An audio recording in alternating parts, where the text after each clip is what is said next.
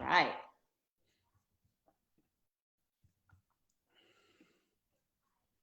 Live broadcast is being created. It's happening. It's all happening, people. Beautiful. We are here. I get to be here. I'm so excited. First of all, the person sharing this Facebook Live with me, let me just say, Devin Bandisen, thank you so much for being here. Well, CFJ, one of my favorite people in the world. It's an honor. It's a privilege. And I'm happy. Let's have some fun. All right. So here's what's going to happen. So first of all, everybody who's here, who's joining us, welcome. I do want you to let yourself be known in the comments, right? We want to hear from you. We want to know who's going to be with us. And I am going to take a moment to first of all say you are as you're joining us, you are at the CFJ Coaching Success School Facebook Live show. And I am here with Devin Bandisen, who is a professional coach. He is a facilitator. He is an author. He wrote the book, Fatherhood is Leadership. He is a father of 3 fantastic children. He is a world traveler. He has his own work that he is a master at doing. Specifically, he just held his Game Changer in Los Angeles, and he had it in New York a little while ago. And he is a guest faculty member at the CFJ Coaching Success School. He has been since the school launched. We are going on year 4. He's still with us, so that shows you how good he is, right? Like, I didn't kick him off after 1 year. I was like, you can stay. You're really good. So I want to share a little bit. That's just kind of his resume, which is all fine and very good. What I want to say, though, more about Devin is that Devin is, and I shared this a little bit in my post, you know, leadership, the theme of these 3 episodes is leadership in enrollment for professional coaches. However, it's really difficult to be a leader in enrollment if you're not a leader elsewhere, whether that's being a leader in your life or being a leader in other capacities. It's like leadership is a way of being in the world. It's a practice. And Devin not only leads at such high levels, he has an added quality, which I think makes leadership just more impactful, and that's joy, right? I'm a fan of joy, and I'm a fan of joyful leadership. And anyone who can enroll with leadership and joy that's a really interesting person to learn from. You know, Devin earned his success as a coach pretty quickly in the context of how fast some coaches start to make, let's call it, over 6 figures. Devin did that pretty quickly. And the way I look at you, Devin, is I think one of the contributing factors that created that for you was the fact that you were willing to have fun with it, that you were, even in the learning, even in the awkwardness, even in the, oh man, did I get it right? You had, my perception is, because I wasn't around you then, you had a really good sense of humor about it. Like, even in the challenging learning parts, you made sure you were going to enjoy it. Yeah. So I want to start. So first of all, that's really one of the primary reasons Devin is on faculty at my school. There's a lot of successful coaches that I could ask, you know, and there were people who were like, I'd like to be on your faculty. And Devin has such a unique combination of who he is. He has so much, he's not just joyful, he serves at such a high level with joy. So that's really why I like to spend time with him. So we'll figure out, Devin and I will find ways to spend time together however we can. So I'm excited to get 90 minutes with you, Devin, and to get to share you with Facebook, with this community, with all the coaches that are joining us. They're going to ask questions. I hope you're ready. And what I thought we could start with, I want to ask you. So tell us a little bit about, did you ever consider that leadership, that word? I mean, I know you wrote a book about fatherhood as leadership, but when did you recognize that leadership was a really important component in creating your business? Yeah, it's great. First of all, I was timing the intros like 90 seconds. Is there a way we could just get the intro, just cut and sent to me on a loop? I love how you create me and create people. And you're right. Like there's few people I would rather just be hanging out and spending time with and talking about life and business, you know, and to me, we'll talk about leadership today, but also, Carolyn, as you know, the joy component feels like there's really no distinction in my business model around, you know, work and play, right? I think that they go hand in hand. So leadership to me, you know, I was a leader in my position before I became a coach, right? And I started as a line worker, where I was responsible for going into the homes of children and families and in social work and what they used to call at-risk youth. And I would call them at-hope youth, because I was one of those youths, right? And I used to go in homes in areas like Bed-Stuy, when before it was called like Stuyvesant Heights. You know, I was in like, you know, we used to call it Bed-Stuy, do or die. You know what I'm saying? Or Brownsville, never ran, never will. So I eventually started in a line level position, and at that moment, I thought leadership was like based on title. Like, I'm here, I'm not a leader, but they're leaders, you know? And eventually as I grew, I became, you know, one of the leaders and executives in that company that I started, and I was running the programs in which I was the line person. As I started getting in these different rooms, I realized, oh, wow, leadership has nothing to do with titles, because there were people I worked with that had the title of CEO, had the title of vice president, but they weren't leaders. If you asked like people under them, like, would you follow them out there to the soccer field? None of them would follow them. And then I'd leave that company, and the woman or the man who's cleaning up the office would have like 10 people around them just holding court. And I started to develop a different sense of what leadership meant for me. And to me, as I grew, I realized that leadership has nothing to do with your title. It really has to do about influence. It's how like your way of being influences others. And I took that into, I saw the connection of fatherhood and leadership. And as I started growing my coaching practice, to me, leadership is about your influence on others. And how do you influence others is what I call is your audio matching your video, right? So is your audio matching your video? Is what you're saying matching up to what you're doing? Because now the back in the day antiquated part of leadership used to sound like, do as I say, not as I do. I'm an expert, and just follow and don't question. That's not how leadership plays out to me in coaching or even in the world now. Leadership is like I watch my children, they watch me. You know, I watch like my clients, they watch to see how I am with people, who I'm being with people. So to me, leadership has nothing to do about your title. It really has to do with like, is your audio matching your video? Is what you're saying matching what you're doing? Now, I'm not saying it's about being perfect.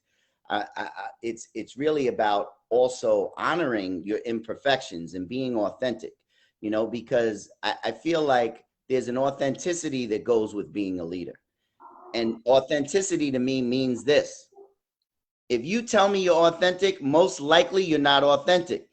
But if you tell me you're authentic about your inauthenticity, you're authentic, right? So to me, leadership is really matching that quality of who I'm being versus what I'm doing, with an authenticity that says, hey, you know, hey man, you offended me, or you're offensive.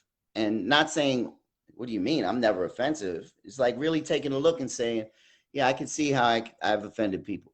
To me, that's leadership, where people can learn from, hey, this guy isn't fronting, he's just being him. And by him being him, it allows me to see that being me is the best way to be a leader. That's awesome. I love that, Devin. So, you know, I know this was such a long time ago now. Like, I'm going to take you back to the early days of really, you're already a coach. So you're starting to make some money as a coach, but not a lot yet, right? Like because this conversation is about like, how does that, what you just talked about, how does that translate into, as we're in conversations with prospective clients? So first, let me take a moment. We have lots of people saying hello. So we've got Alex and Claire Marie, and we've got Crawford, and of course, Alex is acknowledging Bed-Stuy, do or die. That's right. Of course. Get the money. That's right. That's right, Alex. JG.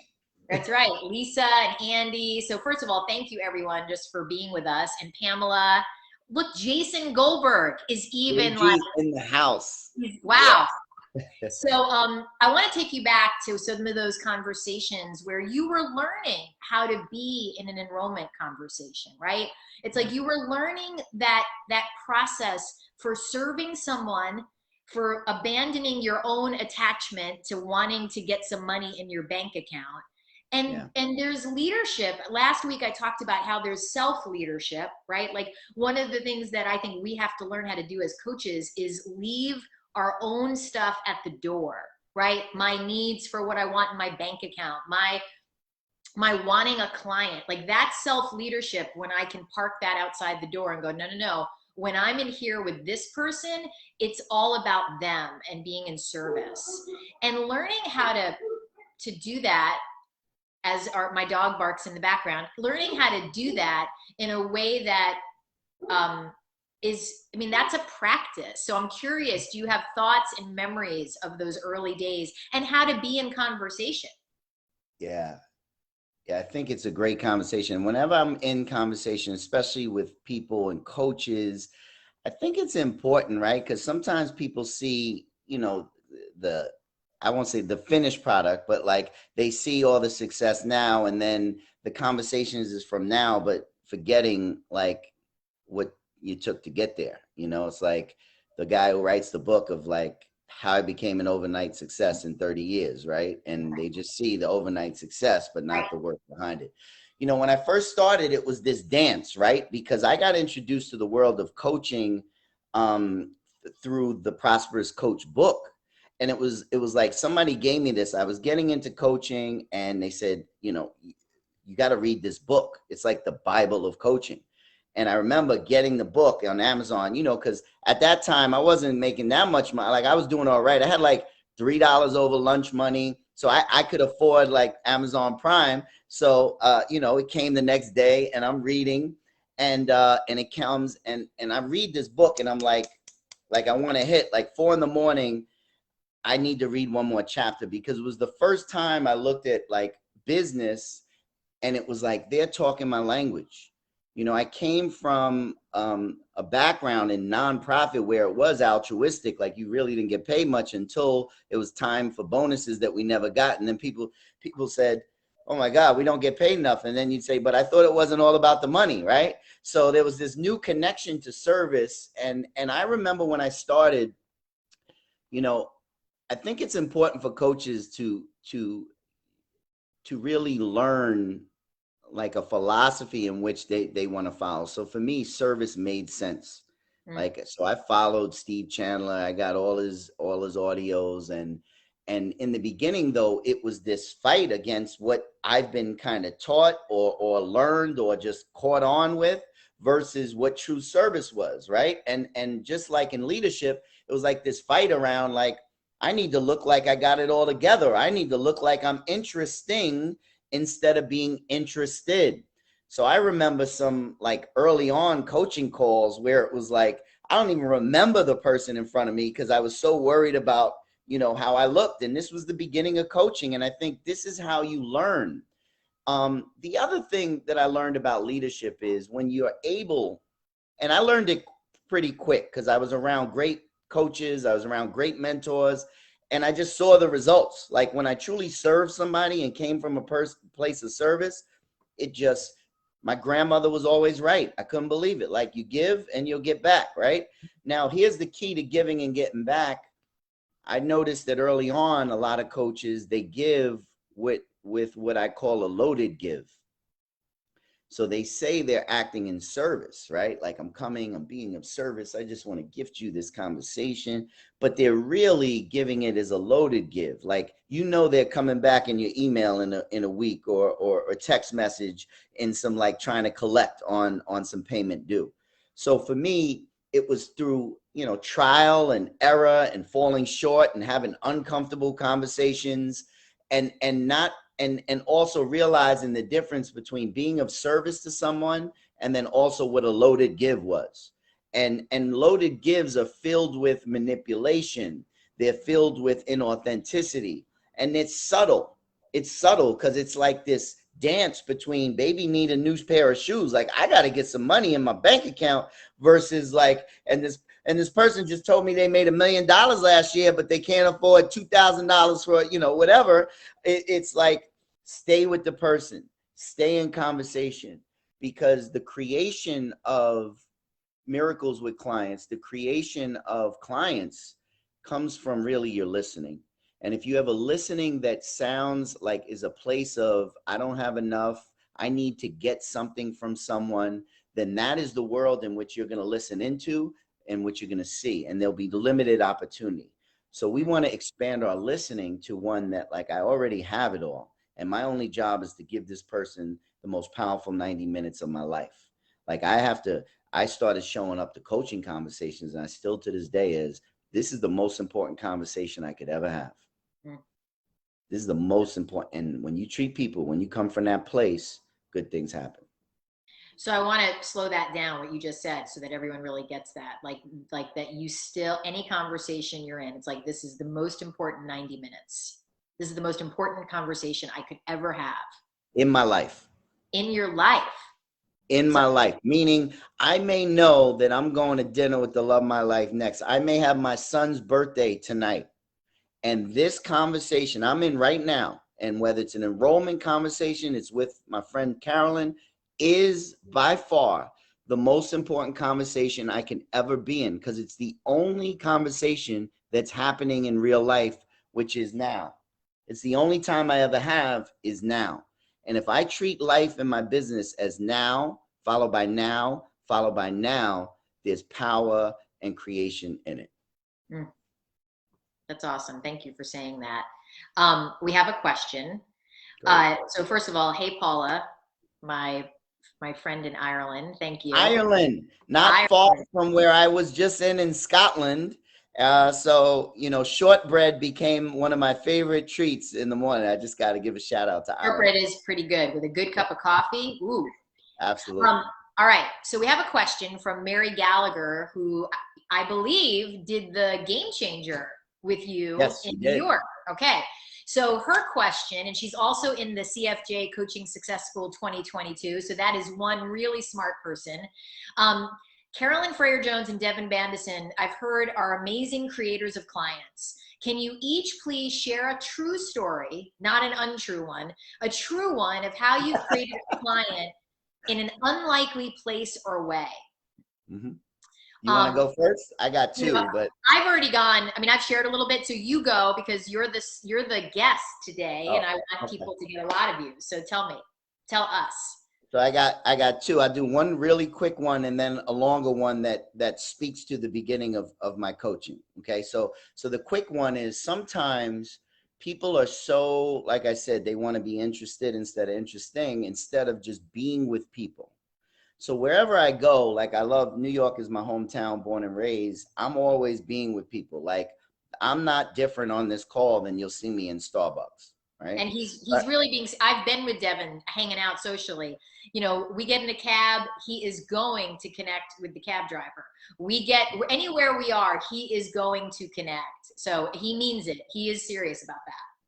Yeah, and to me, it keeps me energized. It's created. It's a created life we have. So I'm always consciously in some level of creation. So I'm at a Starbucks early on, I remember, and there's this guy, like, I don't see him, but he's in front of me, and I just am being with the baristas. I used to call them barristers, and I realized that's something totally different. Baristas. So the baristas are making coffee, and by this time, we're just going back and forth. I'm creating with them. We're talking about visions, whatever. Not like visions, like night visions, but like with their creators visions. And there's this guy, and he has like this, he has probably a $10,000 Armani suit. He has like the cufflinks. He has all this kind of stuff going on. And he's like this, you can see, he's like, who is this guy? Like, and he's giving me kind of what we call in New York, the side eye. And I'm looking, and I finally, look at him, and he's seeing me create with people. And he's like, what do you do? Like, what do you do for a living? Obviously, who speaks like that? What do you do? And I looked at him and I said, oh, that's a great question. I said, it's very difficult to explain what I do sometimes, but let me just give it a shot here. I said, and this is this is early. And I said, you ever meet anyone who like had it all together outside, like on the outside, like they would just had it all together, but inside they were really shaky, insecure? And he was like, I was like, that's what I do. I work with people and let the insides match the outsides. And the guy says, are you talking about me? I said, nah, man. Well, who said I'm talking about you? You do have a light outside, but I don't know what's inside. And we joke and we playfully, come together. And he says, I'd like to have a conversation, because we just connected on a human spirit. It wasn't like I have to prove this or that. So we connected. He became one of my clients. So that's one. Yeah. So let's slow that down, all right, so that everyone really gets that, right? Because it's a fun story, and we could all be like, oh, Devin, he's so fun.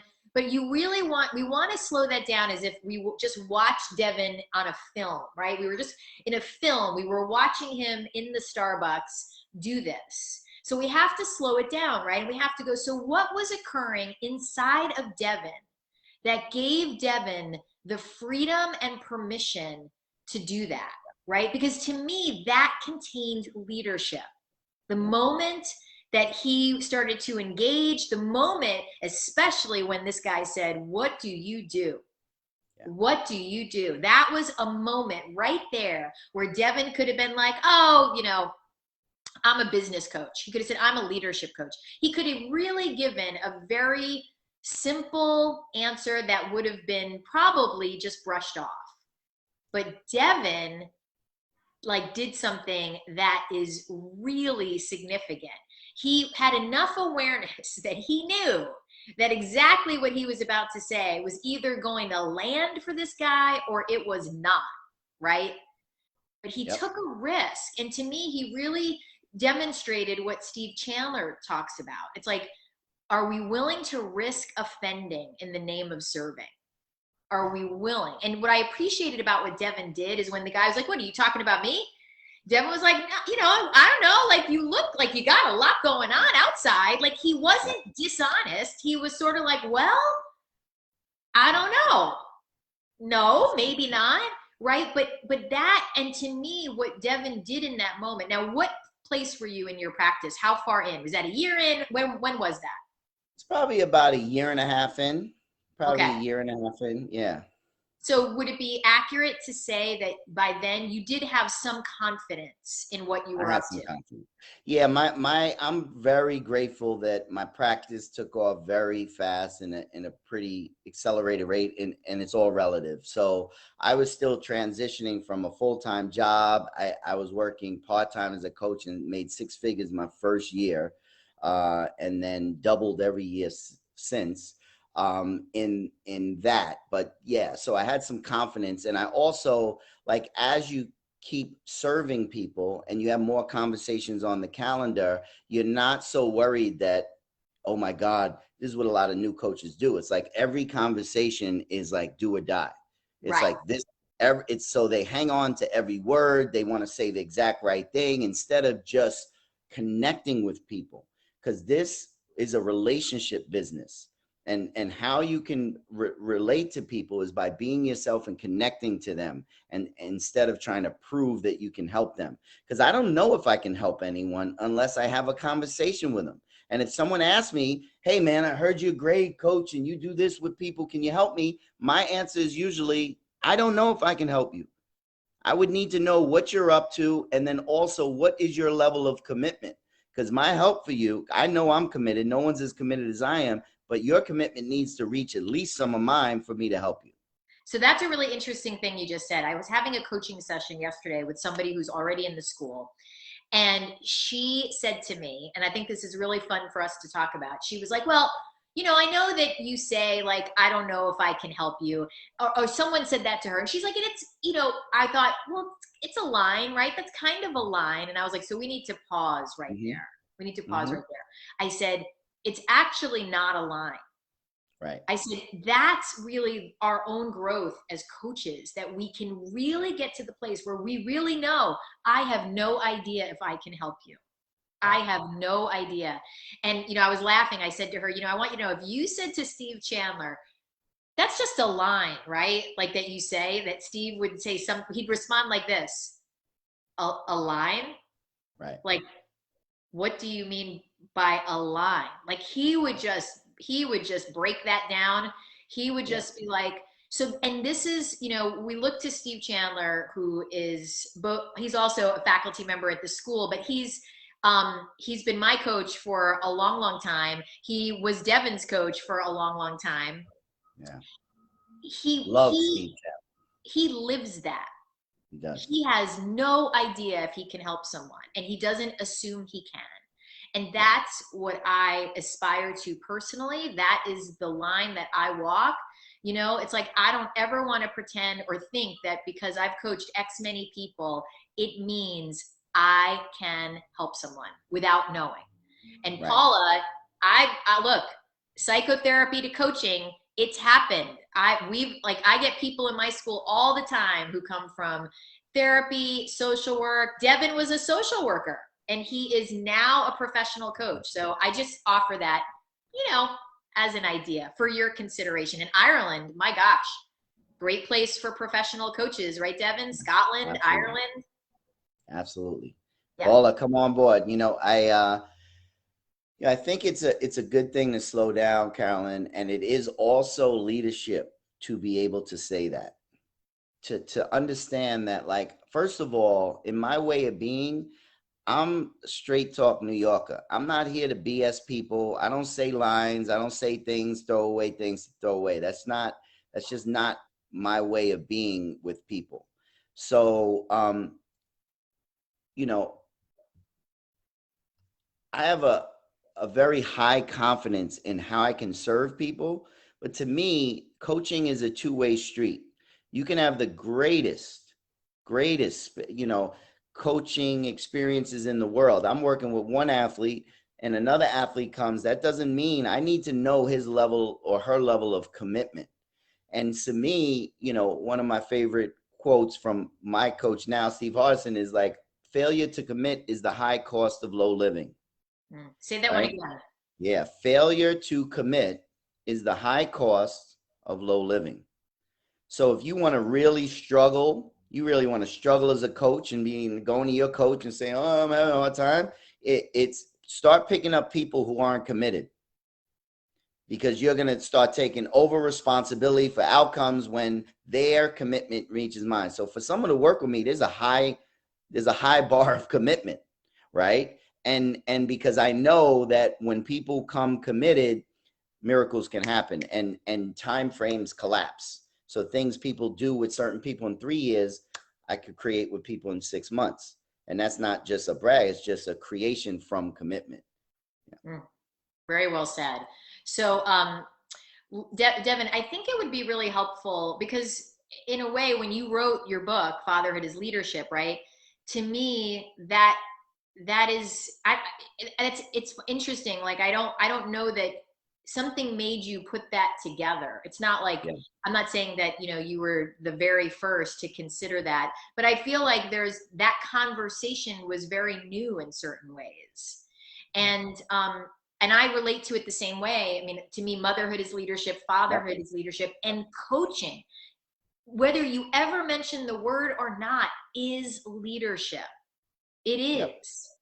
And that doesn't mean we're not partnering with people in their creation. And it doesn't mean that I'm higher than they are.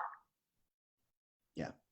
So, I mean, I want to hear how you relate to that in the context of when you're now coaching someone. How do you relate to that as a leader? And I just do want to acknowledge, like, you know, I was working with fathers, high achieving fathers who were like, had it all and weren't making it home for dinner and really wasn't spending time with their family.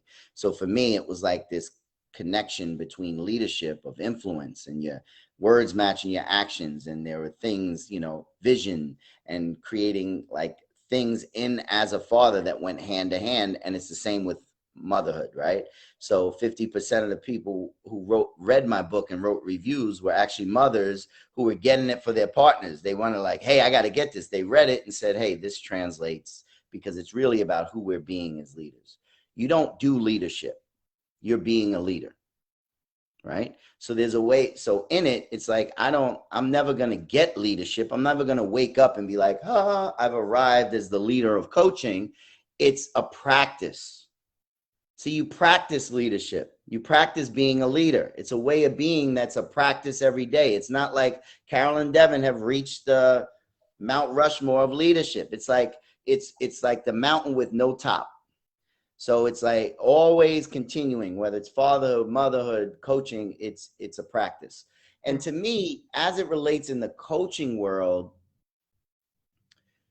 you know, part of being a leader is being a stand for someone.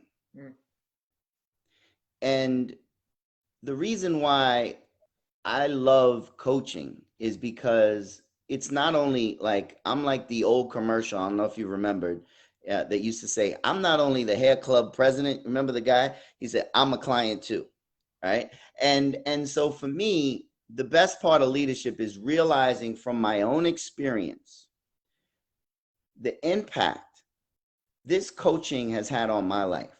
It has totally transformed my life. It has made me a better partner. It has made me a better father. It has made me a better son. It has made me a better friend. It has made me a better human being. And it's because someone took a stand for me. Steve Chandler, when I first asked him, took a stand for me. And I did whatever I needed to do to work with that man. My first conversation with him was a free coaching conversation, gifted one on the website. And I was from New York. I was all about getting free stuff, and I wasn't planning on paying him. Like, I was like, okay, let me just get this for Godfather coaching. And I had this conversation, and this is what I want people to hear. The first conversation, everyone's so caught up with like, it was mind blowing, it was powerful. My first conversation with Steve Chandler, he shared about his experience and some of his struggles. And when I came out of that conversation, I didn't say, oh my God, because I had him on a pedestal, the Godfather coach and 35 books. But when I came off of the conversation, there was no more pedestal, and there was just a thought. And the thought was, just maybe, if it could happen for him, it could happen for me. And for me, that is what leadership is. Leadership is you seeing possibilities in people and being a stand for that, and kind of holding the flag and saying, hey, this is what could be possible. This is what I see. Sometimes you give them time to think, so they see it in themselves all the time, obviously. And then there's other times where you have to be that stand. You have to be a stand for someone, because someone was a stand for me. And I always look at this like, this is my assignment. It's almost like I owe. Like, I'm not here by myself. I'm here because people along the way took a stand and loved me even before I knew how to love myself sometimes. So now when I create with people, it's like I come from that place of loving and a stand and possibility. And to me, there's no higher leadership than that. That's what leadership's about, like being a stand for someone, even when they don't see it in themselves yet. You see it in them. Yeah, that's really beautiful. And I think one thing that's really important for people to know, right? It's like leadership in the profession of coaching, and specifically how it relates to growing a successful business, doesn't require being loud. It doesn't require being forceful. You know, it doesn't, like, leadership can be quiet. Leadership is an internal state.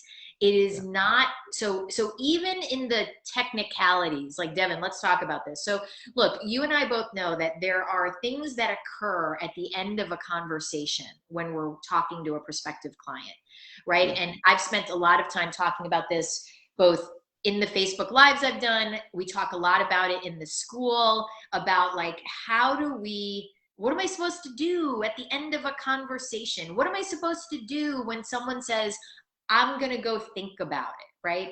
And those are all moments that require self-leadership, if only not to just vomit and leak neediness all over the person sitting in front of you, right? Like, I can't tell you like how many times in the school, as you know, because you're on the Facebook page, that we get asked the question like, but what do I do if someone says, I'm going to go think about it? Or what do I do if someone says, that's a lot of money, right? Yeah. So can you share, for maybe you have a good story, maybe there's Well, I just got off a phone call, so I just want to say this about the last 5 minutes of conversation for coaches. There's an old song called "The Freaks Come Out at Night." You don't remember the song? The freaks come out at night. So like there's like nothing really happens good at night, right? So like at least when I grew up, right? So oftentimes we look at like almost money or conversations about affordability, and we keep pushing it, and we're waiting for it, and then it always does, it comes up with 5 minutes left, and now you come from this powerful coaching session, and then now the person is caught up in like affordability, and then the coach like freezes up, and they get weird, they get like freaks come out at night, they're like weird, right? And now the person becomes a target, they're no longer a person, and so there is leadership in that, right? So I'm not talking about, if we haven't talked about what it, and you haven't looked up on my website what it costs, what the investment is to work with me, then 5 minutes is not the time. So I'm going to take leadership in that moment and say, hey, I hear you, do you have about 25 more minutes? Because this requires a different kind of conversation. I can tell you what the investment to work with me, but to work with me is not about just a financial investment.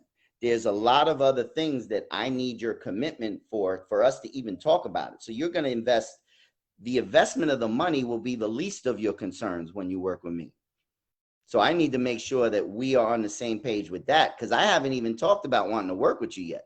So to me, leadership is slowing that down and saying, if you don't have 25 minutes, let's slow this down.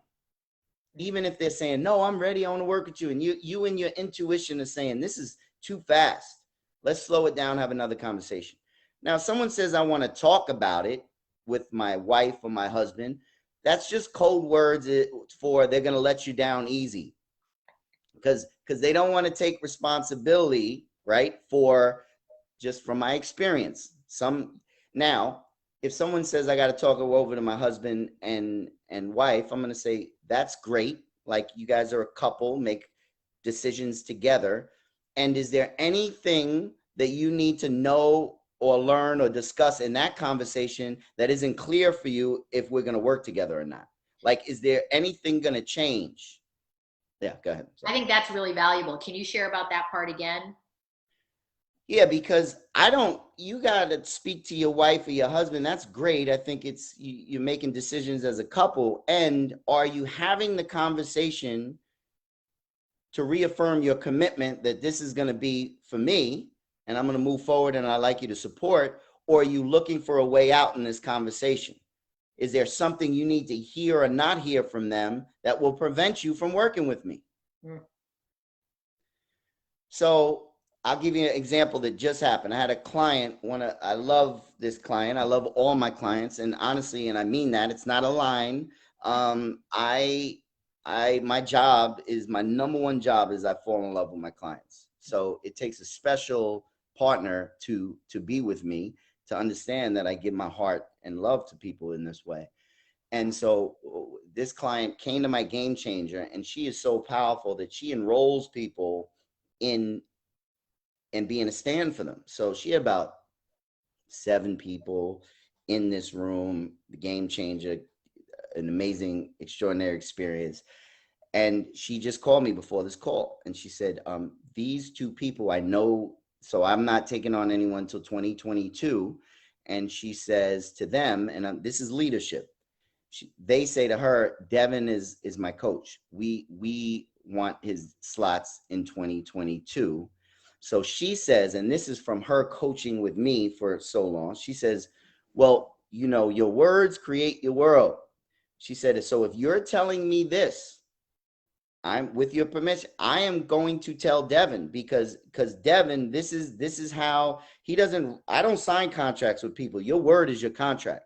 So if they want to create it, so she says, okay, she gets off the phone, it's created. She's talking to 4 other people she's enrolling in this next game changer. She says, this will alter your life.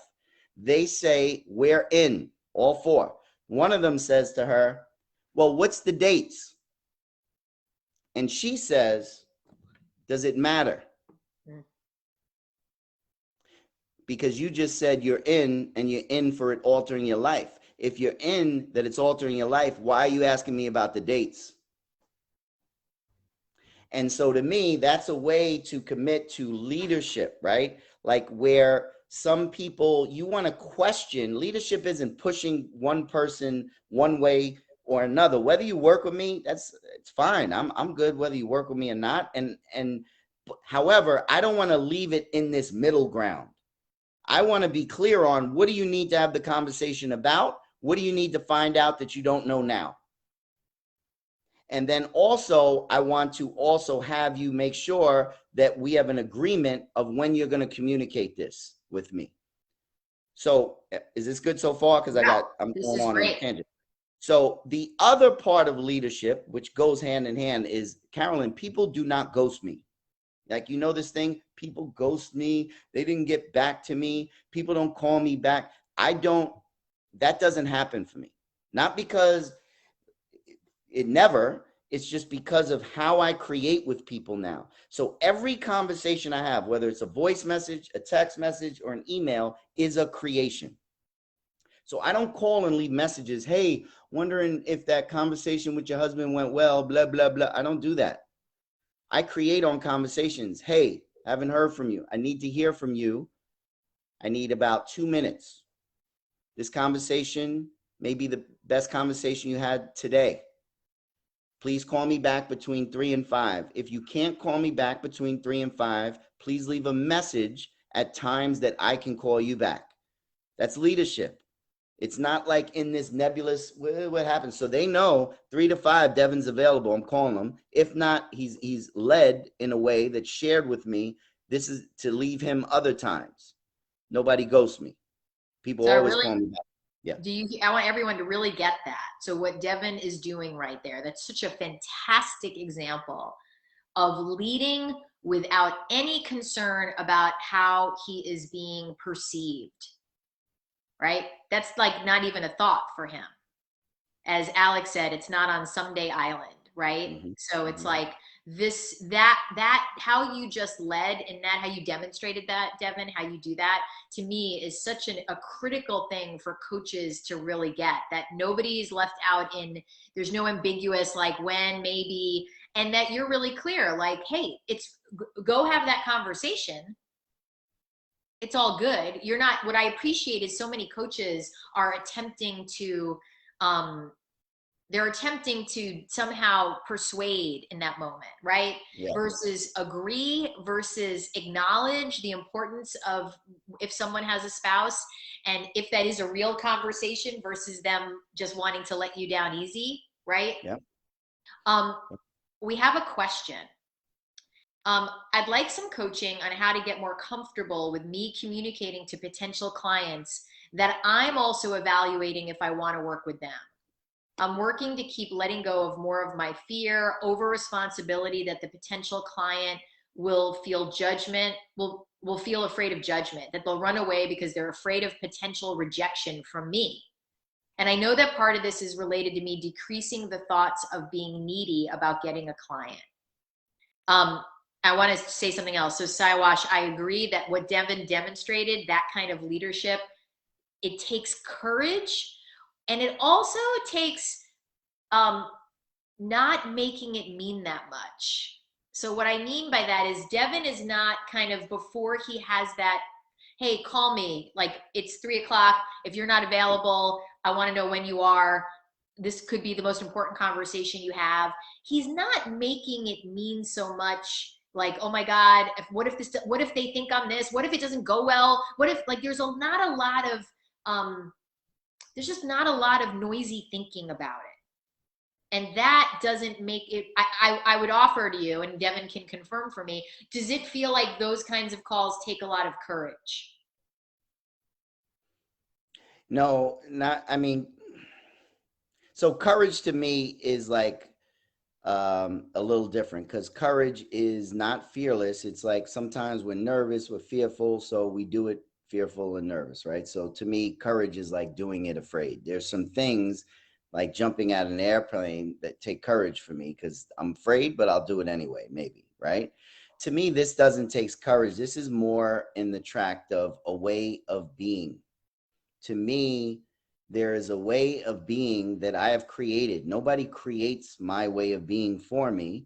And part of my way of being is something that is like, what people think of me is none of my business. Mm. And what I mean by that is I love people. Carolyn, you know, I love being with people. I love people I don't know. But what they at the same time, what they think of me is none of my business. So what that allows me to do is be a stand in leadership for people and say things that I say things that most people won't say, because I love that deeply and I don't really care what you think of me. Because that's none of my business. If I lived my life based on what you thought, I'd be going up and down, up and down. People are thinking about me in this call. Oh man, this guy's great. He's dropping jewels. Oh, he's from Queens. He's from New York. I don't like him. Like, so if I base my life based on your thoughts going up and down, I'd be crazy. So for me, I have to be confident in who I am and understand that as long as I come from that, and I'm always coming from love, and I'm being a stand for people, that's my whole responsibility. Mm. You know, yeah. So Devin, what's your response to Kyle, his question about getting coaching on getting more comfortable with me communicating to potential clients that I'm also evaluating if I want to work with them? Letting go of fear over responsibility, that the person will feel afraid of judgment, that they'll be afraid of potential rejection from me. So I'm going to say something first, and then Devin, you can dive in. Yep. So from my point of view, Kyle, it's not really about getting more comfortable with communicating to potential clients that you're also evaluating them. It's not, because I think that's a kind of an exercise in I don't wait to get more comfortable, right? Like I just don't, like, because I don't find that often occurs. It's like, it's not so much about me being comfortable, it's me being willing. And willing means it's like willing to be like, I want them to know that because it serves them. It serves the person with me to know, hey, I have no idea if I can help you. We're not even at the place yet where I would say I would work with you. Like I haven't even decided yet if you make sense for me as a client, right? If you're someone I'm willing to coach. It's like there's so much value because you know what it does? It eliminates sales resistance, right? Then they go, oh, now that's if it's not a line. See, if it's just a line, like I'm going to use that because Devin and Carolyn do, and that seems like a good thing, that people will feel it. They will smell it. They will be like, this is just some line, versus I mean it. I don't coach everyone, nor do I want to. You know, it's like, I'm not like Devin. I don't like everybody. No, I'm just kidding. I do. But see, I knew that would make him laugh.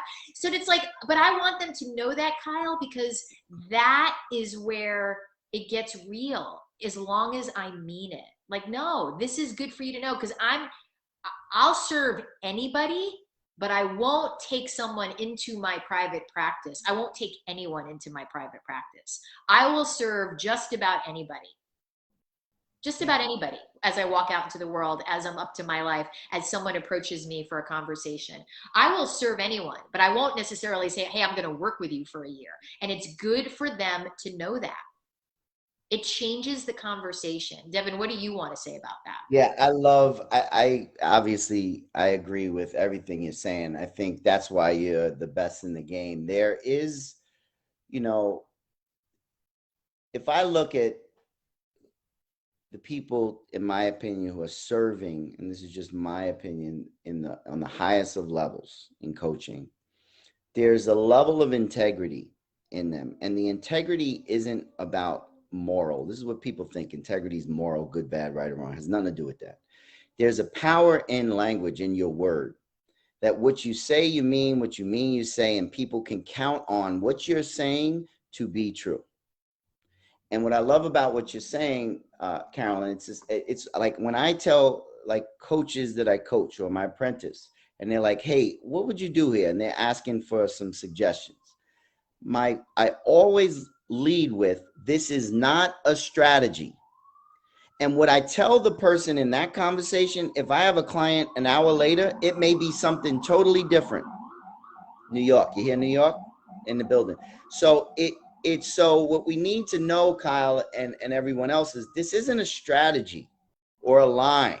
Like Carolyn said, if it's not serving them, I'm not just letting them know, like, I may not want to work with you if it's not serving them. That may not even come up in this conversation. It may come up in every other conversation. So it's really from your listening and your way of being that you're going to be able to be with people and know what to say in the moment and when to say it. So that's, I agree with everything you're saying.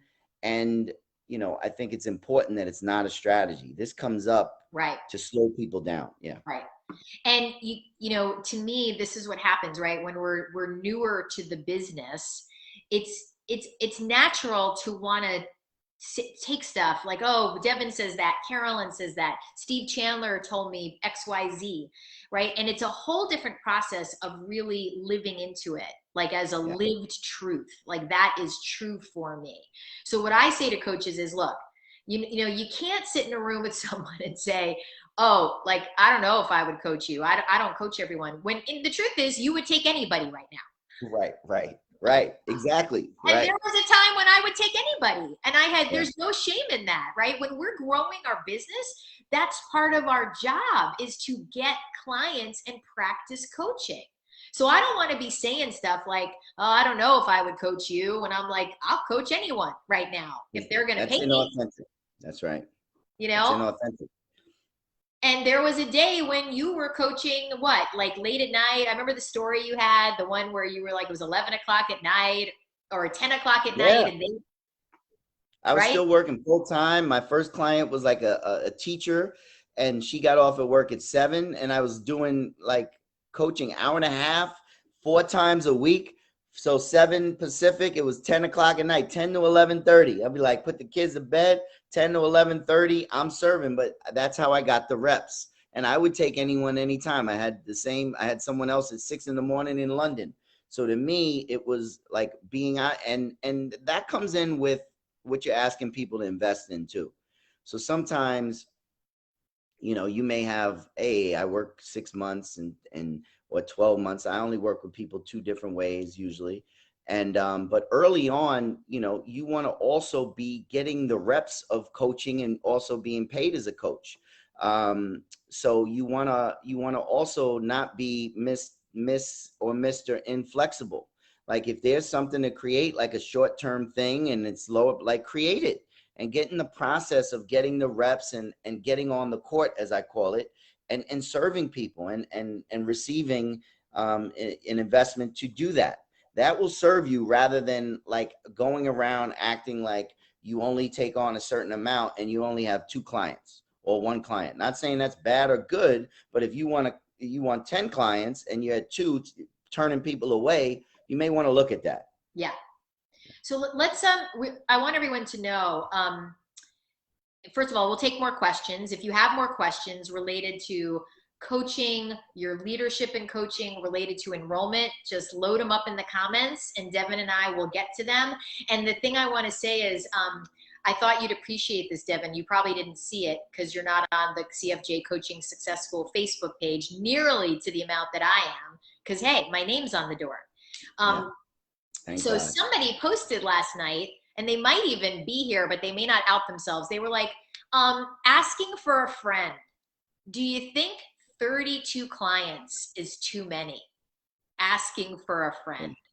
I got a story about asking for a friend, and yeah, and 32. So one of the things why, when I first got into the coaching business, there was I was like a sponge.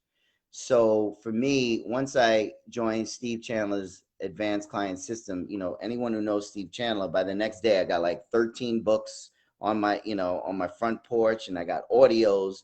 So I didn't listen to music for like 6 months. Like I'd be on the trains going to work, listen to Expectations versus Agreements. I'd be listening to The Glass Inner Ceiling of for Women with Carolyn Freyer-Jones and Michelle Bauman. Like I would just hear this. So I started developing this fondness. I told Carolyn, like, you were my best friend in my head before I even met you. So she came, Carolyn came to speak at Steve's school. This was my first year in the school. And I'm like, yes, finally, a New Yorker up in here. She came in, she was like sure of herself, and she's on the stage. And I remember, like, this is like asking for a friend. So asking for a friend for me is like kind of code word for I want to save face. Like, I want to look good. I don't want to look bad, right? So I remember finally I'm like, ask her the question. So I asked the question, and this is what makes Carolyn such a great coach. It's really not in strategy, it's in her listening. See, great coaches, I could tell it's really in your listening of people. And she has a way of listening that it cuts through a lot of the BS, but it also goes straight to the heart. It's almost like she's listening from her heart through her ears. And so it allows her to be straight, direct, but loving and kind. So I raise my hand and I say, hey, if someone was working full time and they were transitioning, and I asked them like general question, trying to like keep it in like the ether here. And Carolyn looks at me and directly she says, are you talking about you? And I'm like, like she caught me, and I'm like, yes, but it really, her listening and her asking the direct question and me getting it out of a hypothetical and onto me had me take full responsibility. So I'm never answering questions when people are asking for a friend because they're not to me, right? When I did that, it meant that I wasn't fully committed to taking responsibility for what I'm about to hear. So until you get off the fence and you get fully committed, then I'll answer for you, but not a friend. Yeah. If you want me to answer for a friend, bring your friend here to the party. Well, first of all, I love what you just said. Not about me, but that was great. But what I appreciate is this idea, and this is helpful right now. Just so everyone knows, I did not. This is someone who's in my school. I didn't respond that way. Like That's how I respond. By the way, she's much more loving. And I'm not saying, let me get it right, that the person, I'm not saying they're wrong or bad. No. It's just this is my experience when I share it. Yeah. Now, when Devin comes to my school and teaches for a day and a half, right, one of the things I appreciate about what happens in the room, and this is just a taste of that, is that like it gets very, it doesn't just get real, right? Like people really start to, coaches, right? It's a room full of coaches. Coaches really start to pay attention to the ways that they might be hiding in their practice, right?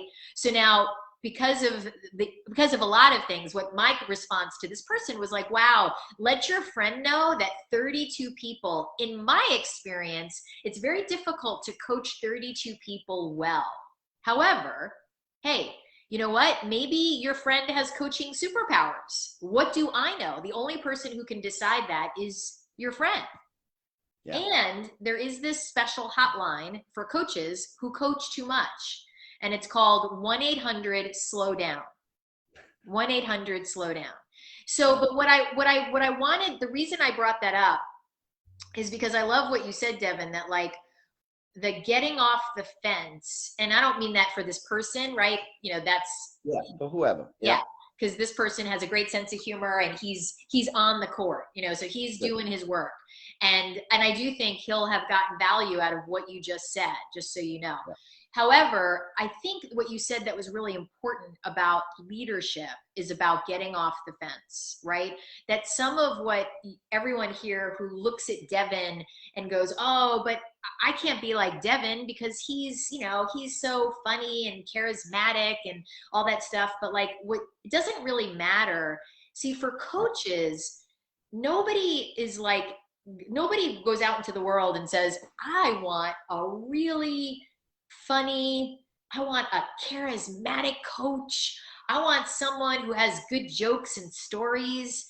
Nobody says that when they're looking for a coach. Like, I want to be super clear with everyone. Nobody. Now, nobody also says, I want a coach who's, you know, a little tentative, and I want a coach who might not be comfortable telling me the truth, right? Nobody says that either. Right. So, you know, when we think about like Devin saying, hey, let's get off the fence, right? That's an act of leadership, right? So for you, Kyle, for example, right? It's like when I'm sitting with someone and I'm in an enrollment conversation and I start hearing inside of me, you need to tell this person XYZ, like about being a victim. Like they're running victimhood and I need to say it. Now I'll have the voice inside of me, just like everyone, like, oh boy, okay, am I really, maybe I don't have to. Maybe there's another way it'll come out. Maybe. And then it'll just keep pounding at me inside. Nope. They'll say something else. And I'm like, I have to say it now. So it's like part of it is being really willing to get off the fence in the name of one of the things I said to myself all the time in the early conversations I had. I am committed to telling this person the truth as I see it. Not that I'm right or that who do I know, but as I see it, I'm committed because I may never see them again. So I'm going to say everything. So one of the opportunities for coaches, right, I see, especially when we're new, is to, like, I'll often say to a coach, they'll tell me they had this conversation and I'll say, and they'll say, and the person then started complaining and then they started saying how much this, and I said, did you say any of what was going through your mind? And they'll say no.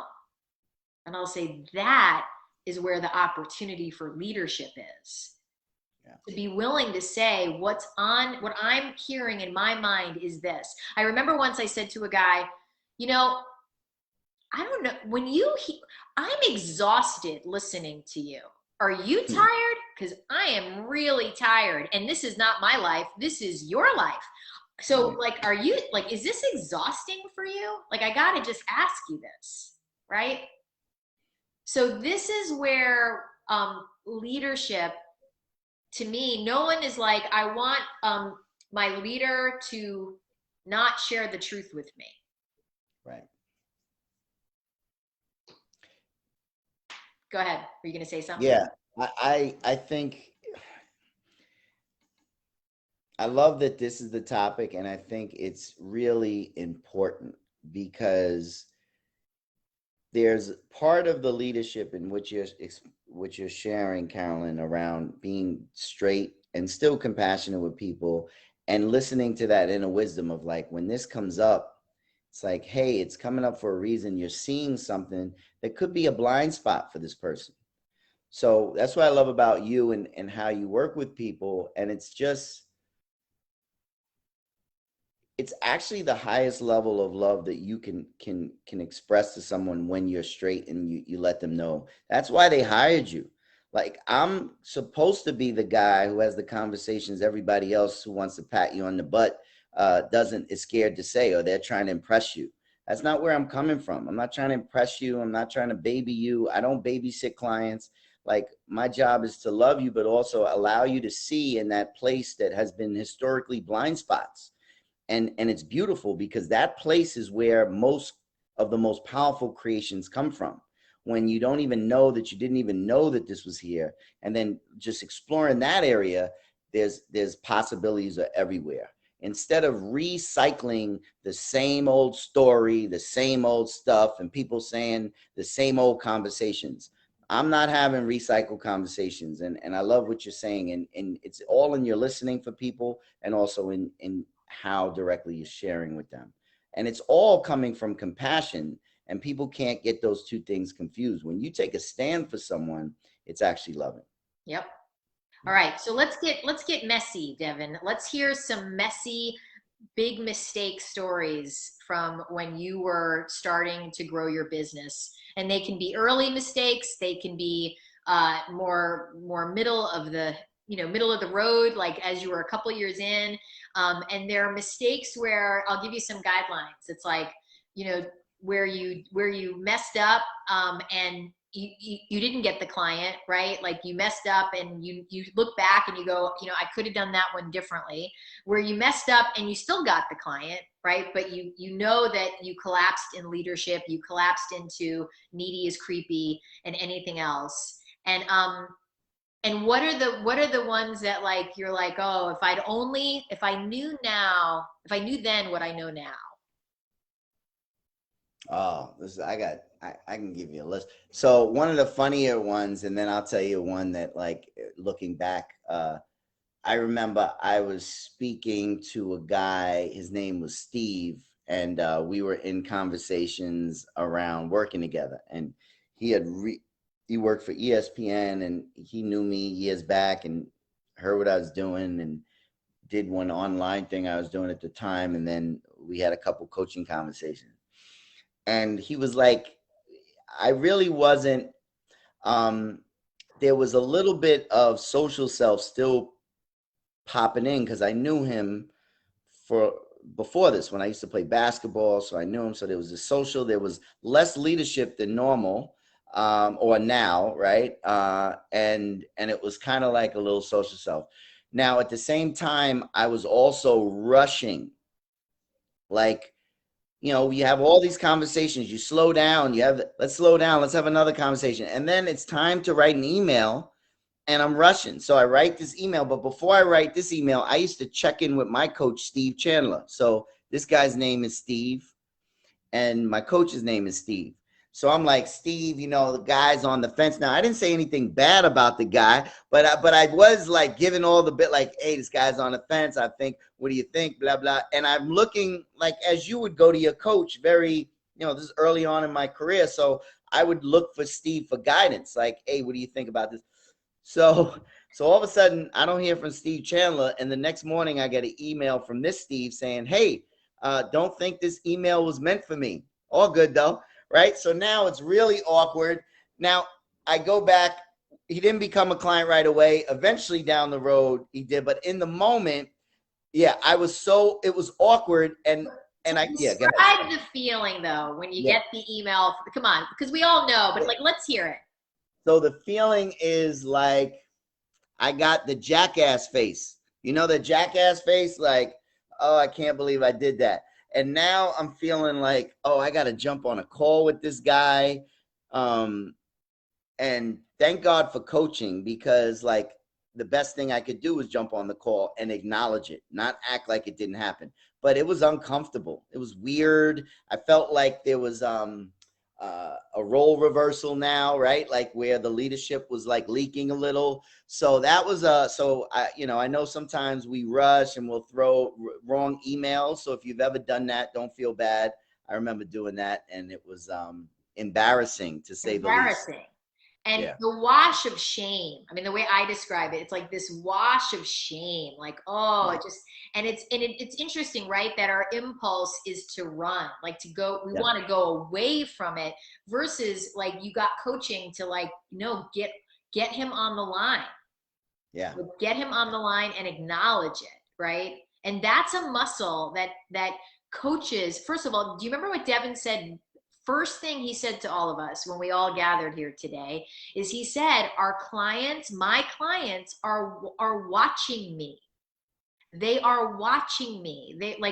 Our kids watch us for how we're going to be, right? So here's Devin, like in that moment. So he went back to the guy and acknowledged it. So what happened?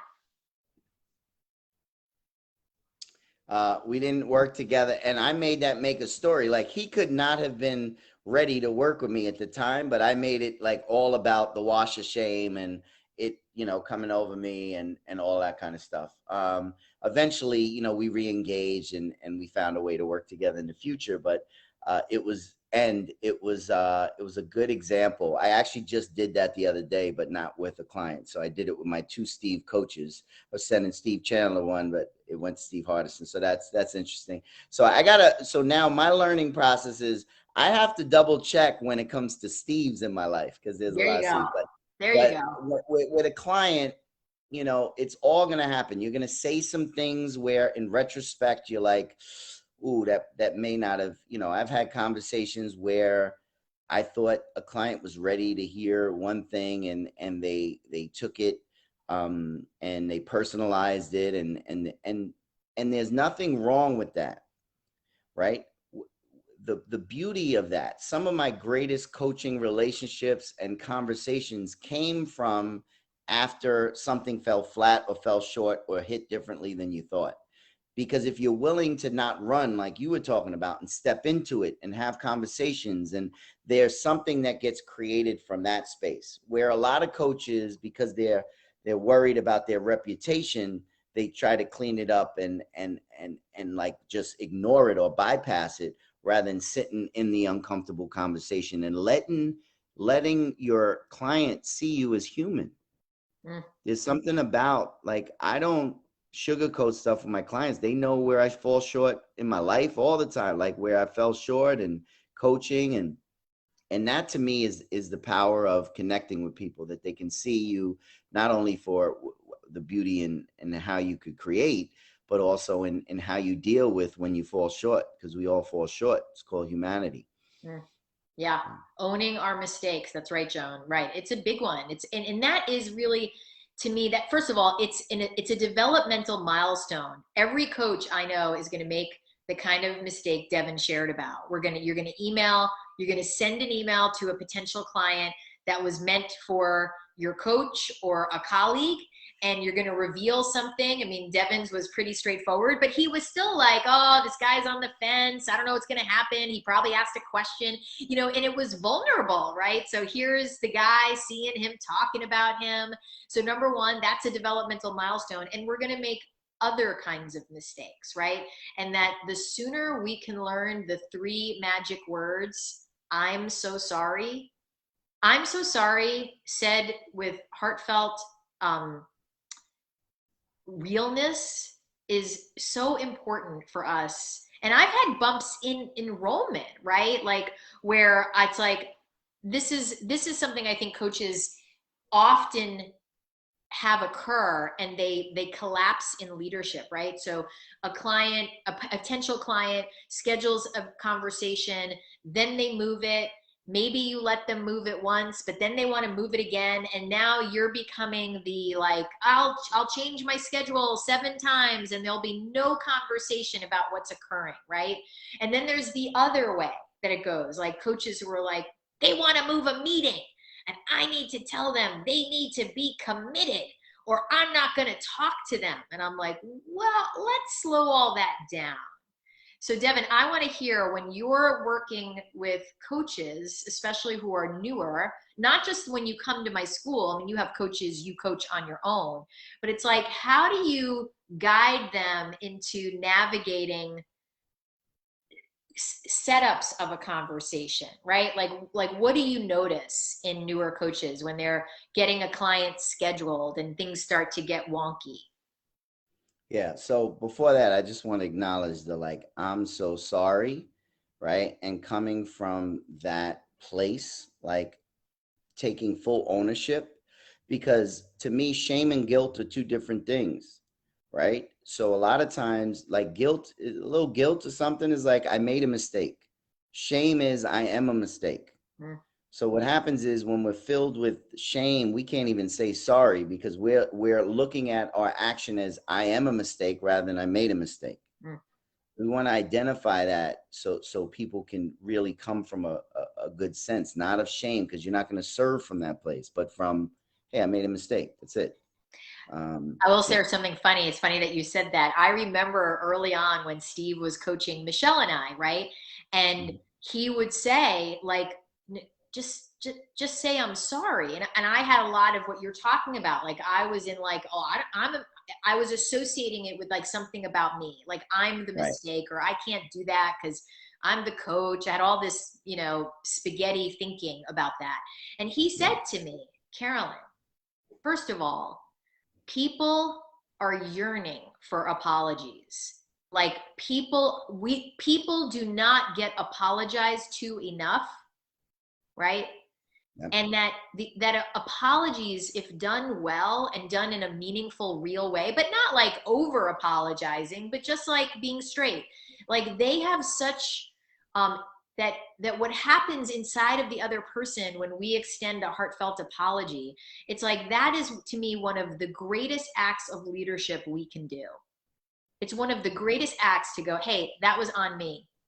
I apologize. I'm so sorry. I'm so sorry. And I've grown so much in this arena. You know, it's like, look, as you know, for those of you that are here that know about the University of Santa Monica and having a master's in spiritual psychology, then you, or if you don't, but you've just done tons of personal growth, it's easy to be like, well, hey, that upset is happening inside of them.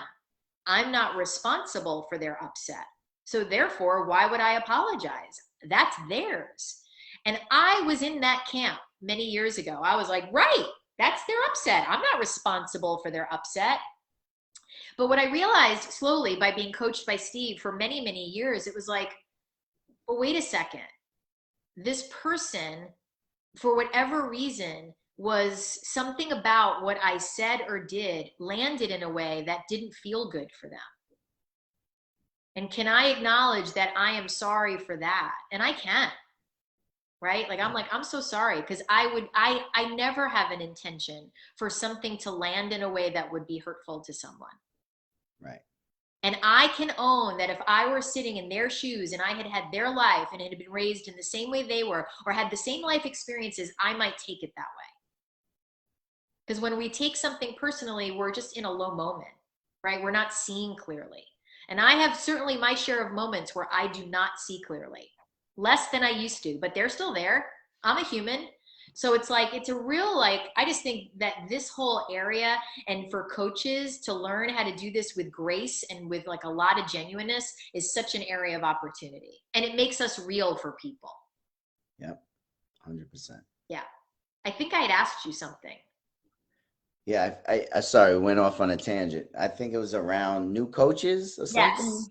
Yeah. And how you talk to them about, like, when things get wonky in a setup, right? Like somebody, like when you look at their communications and you go, oh boy, like you're way in social self. Like what do you do when you see a coach who's like definitely got lots of opportunity to strengthen up their communications, besides send them to the CFJ coaching school so that I can look at all their emails? I mean, that's definitely, you look at way more emails than I do. So that would be my first method, is to send them to CFJ. My second method, I remember Steve Chandler's method for me used to be always, he used to say, Devin, are you open? And every time he would say that, I knew that, like, here comes the uppercut. Steve's about to lay it on me, right? You know, one of the things that's really important in my work, especially with coaches, because I only take on a couple coaches a year, is that we do concurrent work. It's not depending on the other, right? So when I'm working with coaches or anyone in leadership, I'm working on, you know, some people, as USM, they would call it soul line, goal line. I would call it game of life and living life, right? So we're working on some goal related stuff, but we're also working on concurrently who you're being, right? So to me, when I'm looking at emails or things get wonky, we get out of the goal of getting them at a client. We put that aside and we get back into, like, let's just slow this down and who you were being when you wrote this. Were you rushed? Were you insecure? Why didn't you send this to me? Oh, were you embarrassed that I'd somehow, are you mad at me because I corrected the last 3 emails? Like what? So, because that's really what coaching is. A lot of coaches, new coaches, are solving the wrong problems because they're not willing to get curious and ask the deeper questions. So for me, I always run, what we call game film. So if something and what I like to do is set game film up with people. You have a game on Sunday, and then you go to the coach's office on Monday and you run the film of the game. So we're always going to really slow down to the speed of love so that we can run game film. And the game film, what I tell people I work with, this isn't about what you did wrong or pointing out good, but like, it's not about that. It's like, let's just identify where this was good, where this went well, where you could find some improvement. And thirdly, like, who you were being. Like, I don't want you to just correct the email or the conversation. I want you to see in yourself what was occurring for you. So when it comes up again, that thought comes up again, you may be able to catch it and replace it with something. And to me, that's the beauty of coaching, that It's like this dance with people, like them seeing within themselves, slow down. The other thing I see with coaches that is inconsistency. Like, they fall in love with the lifestyle of being a coach without, like, so, hey, I love that I get to go to yoga at 12 o'clock and I hike in Sedona in the mornings, and then I see their calendar and they're working 20 minutes a day and wondering why they don't have a full roster. So the other thing is, like, time and attention. That the more time and attention, Steve Chandler used to always say, time and attention. If you want to build a practice, you want to build it one conversation at a time, and you need to have time and attention to commit to being a great coach, to commit to having a prosperous practice. For me, my key to success is I fell in love with this work, and this is who I am. It's part of who I am wherever I am. And so to me, this is no distinction between, hey, I shut it off, I'm working, I'm playing. It's like, I'm always with people. I'm always being curious. I'm always serving. So, you really want to put time and attention to becoming a good coach. Best coaches I know have coaches. Go to CFJ coaching school, or it used to be ACS. Like, this is the best coaching school in the game at CFJ, because it has the combination of who you're being, but also how to create clients in a prosperous practice without trying to sell to people. It's coming from a place of service. So you want to be around great coaches. You want to learn, and you want to teach what you learn. That's great, Devin.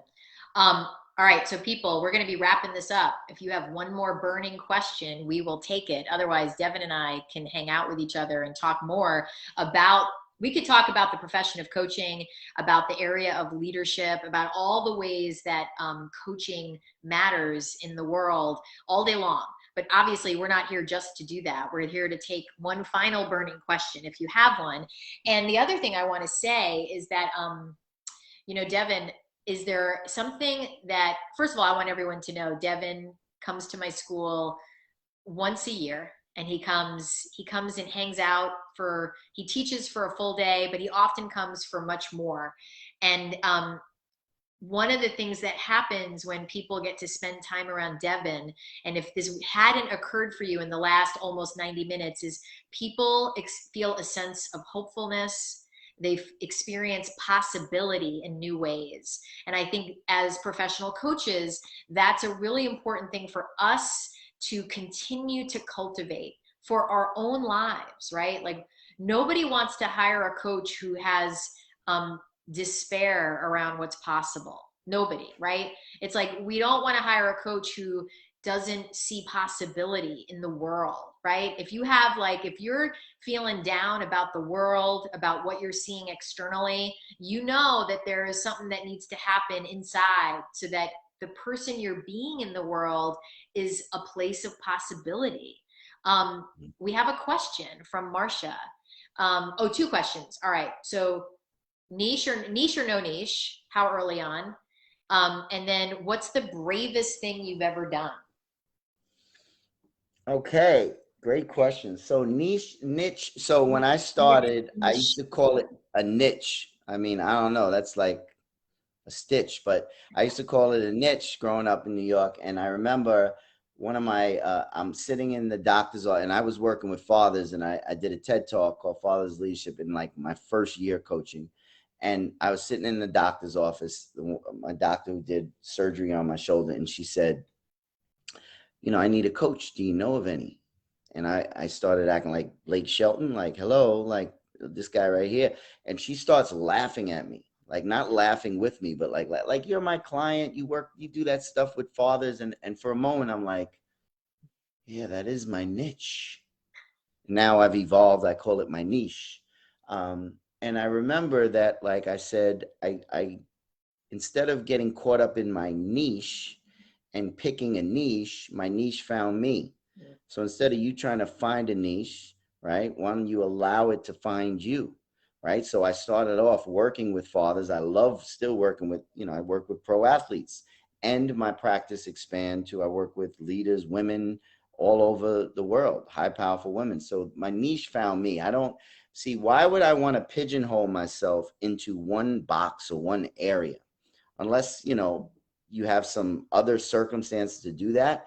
For me, so I work with, finance companies. I work with the MBA. I work with all these. And what I love about that is it allows me to kind of learn more and be in different environments. That's just for me. So for me, the niche finds you. There's a way, and there's a certain client that I love working with that is the requirement to work with me. I wouldn't get caught up putting myself in a box because it limits half the population. So that would be my answer to Great that. Does that answer. help? Yeah, that's Thank good. you. And my answer is the same. I don't have any. I think niches are, I think when they're manufactured, they don't really work well. And especially when you're a newer coach, what you want to get as much practice as possible, coaching as many people as possible. And I don't want to limit it, right? It's like Michelle and I loved coaching women, and we ran those coaching groups for women, but both of us coached men in our practices, our individual practices. And my background lent itself to coaching and enrollment because I did so much of that as the head of admissions at the University of Santa Monica, but I would never have wanted to have kept it so narrow. It wouldn't have been fun for me, but I also don't think it would have served me as I was growing my business. Yep. All right. I love this as a final question. Bravest thing you've ever done? Easy. The bravest thing I've ever done was learning to love myself. That was it. And real talk, like when I learned that I was whole, complete, perfect, just how I was. And that allowed me for that to spill out and love people in my life. It's beautiful. All right. Hannah, best advice you have for any coach out there? Go ahead, Devin. What's the best advice? Advice is an interesting thing. Right. I would say, fall in love with the profession, fall in love with your clients, fall in love with yourself, and have fun out here. Like, deep work doesn't need to be like serious. Like, you could take your job serious and don't take yourself serious. And to me, I think that there's a lot of lightening up that needs to be done out here with people, and just have some fun. This is the life we live, and you only have now. So enjoy it, enjoy the ride, and learn, and go to CFJ school. That's the best advice I can give. It was funny. My answer was similar. It was like, really, if I could say to myself, my younger self who started in this business, and would be like, I had fun. I mean, I had a lot of fun starting as a coach, and I would say, relax even more. Like, this is part of the fun. Like, enjoy the learning part, because this is fun. How often, there's going to come a point in this profession where you're not going to feel as needy and creepy. You might as well enjoy needy and creepy for a while. You might as well have fun with it. So I'm going to wrap it up. Paula, I will be coming to Cork soon, or I'm going to get you to LA.